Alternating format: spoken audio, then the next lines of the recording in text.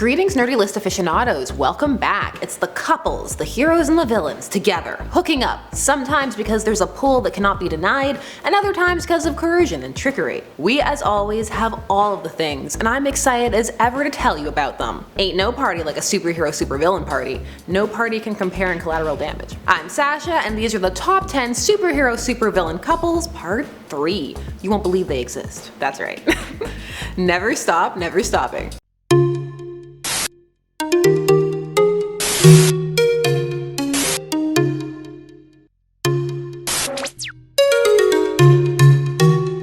Number 10. Superboy and Knockout. We're talking about Con-El from the 90s, so not the first Superboy, that was Clark. This is Con-El, he's a clone, and this is the 90s, so he's just a regular clone. He's not Clark and Lex's son yet, which is the greatest retcon of all time. So Con-El appeared during the reign of the Supermen, when there were 4 Supermen in Metropolis to replace Superman post his death, aka plot stall for his wedding. Now one of Con-El's things was that he was a bit of a player, and by that I mean horn dog. He was exactly at boob height, and this was of many people, and oh boy did he love it. So him and Knockout. Knockout is a former female Fury, and when she got to Earth she started a rivalry and flirtation with Superboy just for fun. She thought he was cute. She loved his grungy, pointless belts. These two would eventually form a friendship and share many a kiss, though some were unconscious on his part. Her name was Knockout. But for the most part it was a will they won't they, there's good in her. People forget about this one because Knockout would end up with Scandal Savage, and Superboy would be retconned many a time. But 90s Con is back, with his half sunglasses. He's too cool for school.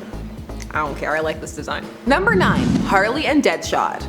Putting this one lower because this has been adapted a couple of times, like in Batman Assault on Arkham as well as Suicide Squad. And of the two, which are basically the same, if you have the choice, check out Assault on Arkham. It's more cohesive and animated, which is a rich medium that deserves more love, attention, and our support. So Harley and DEADSHOT were a big item in the New 52, which placed Harley on the Suicide Squad. DEADSHOT was Harley's first big officially depicted relationship after the Joker. They were still playing coy with Ivy, remembering that Ivy had a personality and villainous goals of her own.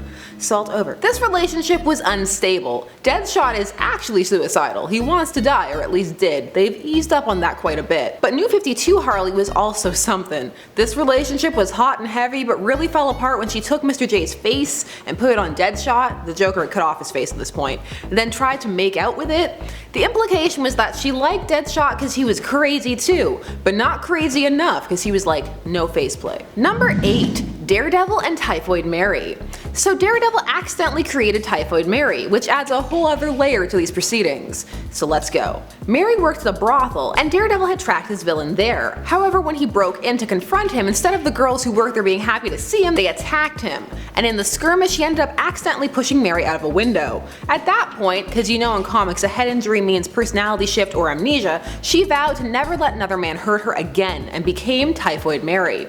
It also triggered her mental illnesses, such as split personalities. So she would begin a romance with Matt Murdock while fighting him as Typhoid Mary, as the Daredevil that is. This was the Daredevil villain hookup pre-Elektra, but then Elektra came and erased all knowledge of anything prior. Was there life before Elektra? Yes, there was.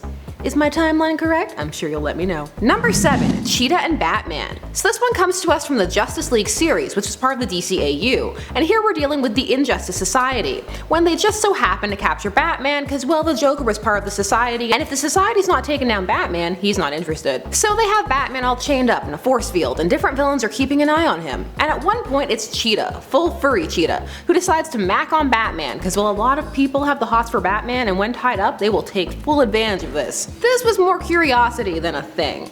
Batman always lets them kiss him too. It puts them in a vulnerable spot. Joker should just try this, it clearly works. Number 6. NITE-OWL and the Twilight Lady. We're leaving DC and Marvel kinda. Say it ain't so.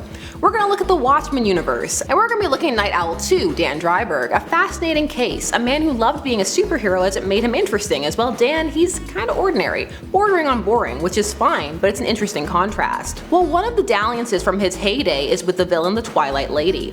This is hinted at subtly in the first Watchmen graphic novel series by Alan Moore, where there is some dialogue and also a framed picture of her. There's also that one shot before the world explodes in his dream sequence, and then it was brought to the foreground in the Before Watchmen series, which Moore hated, but that doesn't mean you have to. Their relationship was explored more in depth, with the two hooking up only to have a funny moment when she realizes she actually already knows his civilian supervillain identity. And while it's all quite friendly, it's nostalgic, which for me worked because it was set before the big superhero ban in that universe, etc. Number 5. Killer Frost and Firestorm. Now thanks to the Flash's CW series, many of you may be more aware of this one. This is than you would have been otherwise, but this one is a classic. People can't get enough of the fire and the ice. The first incarnation of the character did appear in Firestorm comics. This was Crystal Frost, who would eventually die after absorbing too much energy from Firestorm, which would lead us to Louise Lincoln, but she would have vendetta against Firestorm, blaming him for Crystal's death. It was with Crystal who he started the flirtation. Killer Frost used to be a big flirt. That would come back a bit with Caitlin Snow in the New 52. People like the opposites, the fact that their very touches cause steam. Look, these are the rationales, I just report them, I don't judge them. That's not what the series is for. This series is for joy. It sparks joy. Number 4. Superboy and Poison Ivy. 90s Superboy back at it again. This is from the World's Finest 3 miniseries, when Connor is all, Poison Ivy, I can handle this, only to be floored when she kisses him.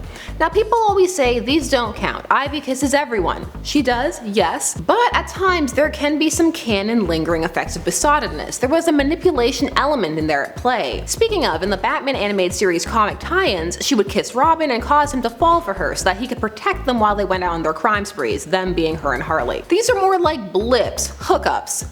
Kinda. But sometimes she takes them further when the whim strikes her. Poison Ivy is dangerous and misanthropic, meaning she hates people. Lovey-dovey Ivy just, okay, real talk, it can work, but most of the time writers just do it to make her a foil for Harley, which reduces her down to just a love interest, the very thing they accused Harley of being for the Joker, even though that was never true. Just, can we write Ivy with conflict and personality, please? Remember when she saved all those orphans? Remember when she tried to blow up the world?